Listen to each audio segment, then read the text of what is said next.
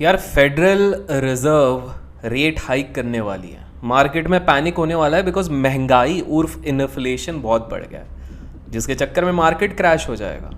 आप लोगों को इंटरेस्ट रेट का भी काफ़ी डर है, 2 3 4% कितनों से बढ़ जाए। बट कैसा रहेगा अगर मैं कहूँगा कि एक समय में केवल एक दिन में, जी हाँ एक दिन में 75% इंटरेस्ट रेट बढ़ गया था और 2 दिन में 100% बढ़ गया था। कैसा रहेगा अगर मैं कहूँगा कि जहाँ आप लोग मार्केट क्रैश से डरते हैं, वहीं पर इस मार्केट क्रैश के कारण ही तो फेडरल रिजर्व या जिस फेड की हम बात करें वो सेट हुआ था। आज मैं आपको कहानी बताऊंगा एक ऐसी घटना की जो रियल लाइफ में हुई थी, जिसके चक्कर में अस्तित्व में आया फेडरल रिजर्व बैंक, जिसके कारण अस्तित्व में आया न्यूयॉर्क स्टॉक एक्सचेंज का बचना। जी हाँ, न्यूयॉर्क स्टॉक एक्सचेंज उस दिन बचता ही नहीं, पूरी तरीके से ख़त्म हो जाता, स्टॉक मार्केट का नामो निशान हट जाता। और मैं आज आपको ऐसी चीज़ के बारे में बताऊंगा, एक ऐसी घटना जहां 6 हफ्तों तक, जी हाँ 6 वीक्स तक पूरा न्यूयॉर्क जल रहा था। फाइनेंशियल सिस्टम पूरी तरीके से कोलैप्स हो चुका था, कोई बचाने वाला नहीं था।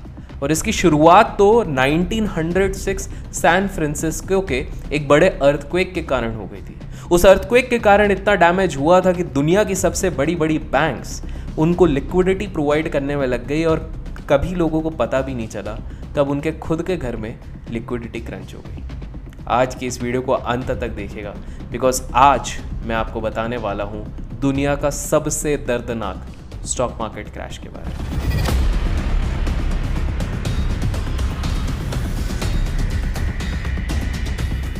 वेल, जब 1900s की शुरुआत हुई थी तो अमेरिका में बहुत सारे चेंजेस होने लग गए थे। इंडस्ट्रियलाइजेशन आ गया था, बहुत सारी फैक्ट्रियां बन रही थी, बहुत सारे डेवलपमेंट हो रहे थे, लेकिन उसी के साथ साथ हेट्रेड, घृणा अपने राइज पे थी, बहुत ज़्यादा बढ़ रही थी। और वो किस लिए?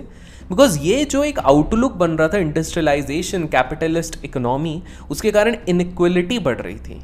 रईस रईस बनता जा रहा था, गरीब गरीब बनता जा रहा था, thanks to this entire urbanisation and industrialisation.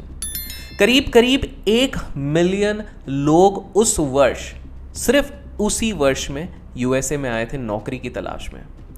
आप लोगों को बता दूं कि जो कुछ बड़े बड़े नाम थे, for example John D Rockefeller, उन लोगों ने कुछ ऐसी चीज़ें बता दी थी जैसे कि यूएस ऑयल बना दी, उसके बाद कार्नेगी हो गई, यूएस स्टील बना दी, कि इसके कारण एम्प्लॉयमेंट अपॉर्चुनिटीज़ के लिए यूएस से बढ़िया कोई जगह थी नहीं और काफ़ी सारे लोग उधर जा रहे थे। समय है शाम के 4 बजे। 70 साल के एक व्यक्ति को अचानक से बहुत सारे मैसेज पहुंचते हैं, उसके दूत जो रहते हैं वो पहुंचाते हैं कि भाई साहब न्यूयॉर्क में पूरा पैनिक मचा हुआ है, आपको जाके बचाना पड़ेगा। इस व्यक्ति ने ही दुनिया के सबसे बड़े मर्जर्स किए थे उस समय पे। यूएस स्टील हो गया, जनरल इलेक्ट्रिक हो गया, अमेरिकन टेलीफोन हो गया, इस तरह के बड़े बड़े। प्रेस इस व्यक्ति को सबसे बड़ा कैपिटलिस्ट कहते थे और ये कोई और नहीं, ये व्यक्ति था जेपी मॉर्गन। जी हाँ, जेपी मॉर्गन को पता लगता है कि न्यूयॉर्क में हाहाकार मचा हुआ है। उस समय पे वो रिचमॉन्ड में थे और उसी के बाद वो अपनी गाड़ी लेते हैं, फ्लाई करते हैं, पहुंचते हैं उस जगह पर और कॉल करते हैं अपने पार्टनर्स को, जितने भी उनके दोस्त होते हैं। अक्टूबर 20 का समय होता है, ये अचानक से सारे प्राइवेट फाइनेंसर्स को एक छत के नीचे बुलाते हैं। उस छत का नाम है 34th स्ट्रीट। जी हाँ, अपना मैंशन था, उनका महल था वहाँ पे सबको बुलाते हैं और कहते हैं कि देखो भाई, दुनिया बर्बाद हो रही है, न्यूयॉर्क जल रहा है, हमें बचाना पड़ेगा, अदरवाइज पूरी कैपिटलिस्ट इकनॉमी जल के राख हो जाएगी। उन्होंने कुछ इंस्टीट्यूशंस को बचाने का कोई प्लान नहीं बनाया। उनका ये मानना था कि कुछ इंस्टीट्यूशंस तो ऐसे भी गिरने वाले हैं, उनके हालात सही नहीं है, लेकिन कुछ जो सबसे इंपॉर्टेंट है, इलेक्ट्रिक वाले, स्टील वाले, उनको बचाना पड़ेगा। तो उन्हें कुछ को गिरने दिया जो बैंकरप्ट हो गए और कुछ को बचा लिया। इतना सारा हिकअप इसलिए मचा हुआ था क्योंकि उस समय पे चाहे फाइनेंशियल सिस्टम हो, चाहे बैंक्स हो, चाहे कॉपरेटिव्स हो, कोई सेंट्रल बैंक नहीं था जिसके ऊपर वो रिलाय कर सके, जिसके ऊपर सपोर्ट ले सके। इस चक्कर में और पैनिक मच गया था। अब आप लोग सोच रहे हो कि यार ये पैनिक मचा कैसे था, हुआ क्या था? तो 1907 का जो क्रैश था वो 2 प्राइम रीज़न के कारण हुआ था दोस्तों। पहला, ट्रेडर्स, 2 बड़े ट्रेडर्स, और दूसरा लूज मॉनेटरी पॉलिसी। आपको बता दूं कि उस समय के यूएस ट्रेजरी, जिसको जिसके सेक्रेटरी लीड करते थे मिस्टर शॉ, उन्होंने कुछ ऐसे वाहियात से पॉलिसीज़ बनाई थी जिसके कारण आज न तो कल न्यूयॉर्क ख़त्म होता ही। उन्होंने लार्ज स्केल गवर्नमेंट बॉन्ड्स के परचेजेस तो किए, लेकिन जो एक मिनिमम रिजर्व रखना चाहिए किसी भी बैंक के लिए उस चीज़ को हटा दिया था, एकदम कम कर दिए थे, मिनिमाइज कर दिया था, ताकि लेंडिंग एक्टिविटी बहुत ज़ोर शोर से चले। न्यूयॉर्क सिटी ट्रस्ट ने तो इस पूरे क्रैश में बहुत इंपॉर्टेंट रोल प्ले किया। इनको इतनी छूट दी गई थी कि इनको केवल 5% cash to deposit ratio maintain करना पड़ता था, जबकि बाकी अच्छे नामी बैंक्स 25% मेंटेन करते थे। एक तरीके से समझिए कि भाई पैसा बैंक के पास ज़्यादा टिकता ही नहीं था, सब फ्लो इन कर रहे हैं। और उसी के साथ इस स्टोरी के विलन्स की एंट्री हो जाती है।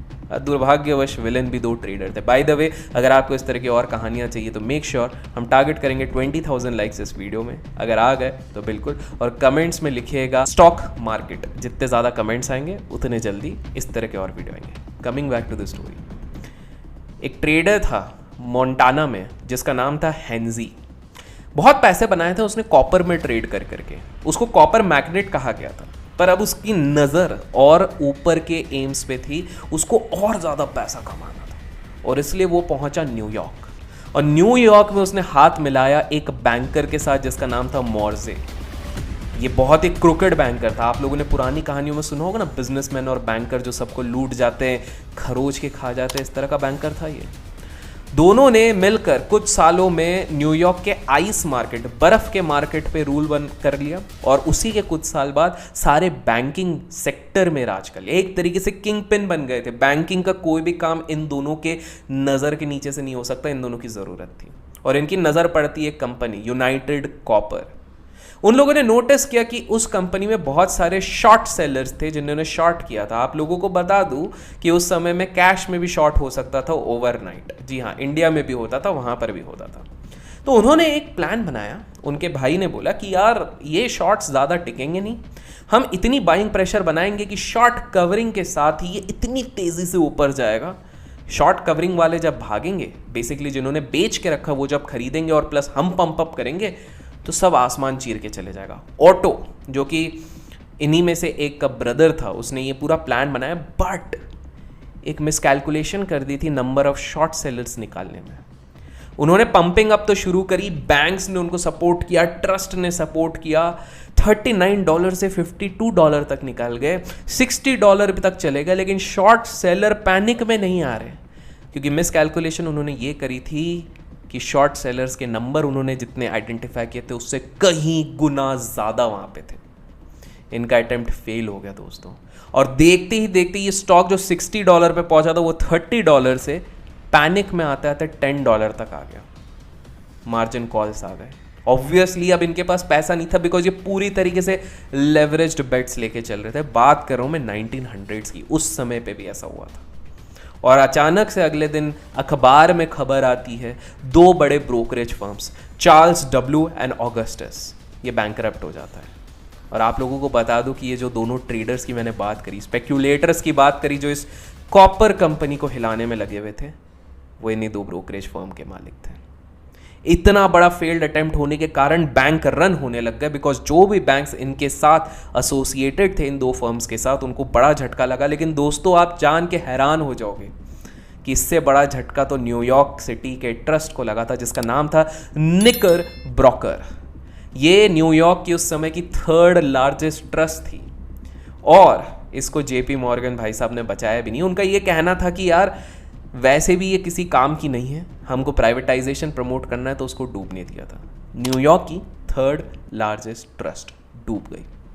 मार्केट में पैनिक मचा, हर जगह हाहाकार मचा, लोग दौड़ रहे थे बैंक से अपने पैसे निकालने के लिए, क्योंकि एक डर बैठ गया, डर सा बैठ गया कि यार अब बैंक्स टिकेंगे कि नहीं टिकेंगे। सेंटिमेंट खराब होने लग गया था। और इसी बीच में वो जो फ़ोन की बात करी, वो आया था जेपी मॉर्गन। जेपी मॉर्गन आते हैं, जेपी मॉर्गन फ़ोन पे अपने कुछ दुश्मन यट पावरफुल लोगों तक को फ़ोन कर लेते हैं। जॉन डी रॉकफेलर, जो उस समय के ऑयल टाइकून थे, उनको बुलाया जाता है। ट्रेजरी सेक्रेटरी जॉर्ज को बुलाया जाता है। बड़े बड़े बिजनेसमैन और प्राइवेट इक्विटी वालों को बुलाया जाता है उस समय के, कि हमें ये चीज़ बचानी पड़ेगी। उनका ये मानना था कि अगर बैंक्स नहीं बचेंगी, ब्रोकरेजेस नहीं बचेंगी, तो पूरी फाइनेंशियल इंस्टेबिलिटी हो जाएगी, लिक्विडिटी क्राइसिस हो जाएगी और न्यूयॉर्क स्टॉक एक्सचेंज पूरी तरीके से बंद हो जाएगा। और इसलिए उन्होंने कुछ टॉप के ब्रोकर्स को वहाँ पर सपोर्ट किया, उन्होंने कुछ बैंक्स को वहाँ पर सपोर्ट किया। एक इंसान अपने दोस्तों के साथ मिलकर पूरी इकोनॉमी को सपोर्ट कर रहा था। ये वो समय था जब पैनिक इतना बढ़ गया कि अचानक से जो एनुअलाइज्ड इंटरेस्ट रेट था वो 9.5% से रातों रात 75% हो गया और अगले दिन ये 100% हो गया। और इसी के साथ साथ अमेरिका की, न्यूयॉर्क की third biggest, that is Nick broker, जो मैंने ट्रस्ट की बात करी, वो बंद हो जाती है और फाइनेंशियल रिफॉर्म बनाने की आवश्यकता हुई। ठीक इसी के 5 साल बाद प्रोसेस चला, पॉलिसीज़ बनी और माना गया कि एक सेंट्रल बैंक की ज़रूरत पड़ेगी, फेडरल रिजर्व। और इसी प्रकार से फेडरल रिजर्व एग्जिस्टेंस में है। तो दोस्तों, आपने देखा किस प्रकार से एक 1907 का क्रैश था जिसने पूरी दुनिया को हिला दिया था, किस प्रकार से लोगों के अंदर पैनिक मचा था, किस प्रकार से एक व्यक्ति ने पूरे मार्केट को सपोर्ट किया था और किस प्रकार से मार्केट में हाहाकार मचा था। आशा करता हूँ आज के वीडियो पसंद आया तो लाइक और शेयर ज़रूर कीजिएगा। Till then keep learning and keep growing.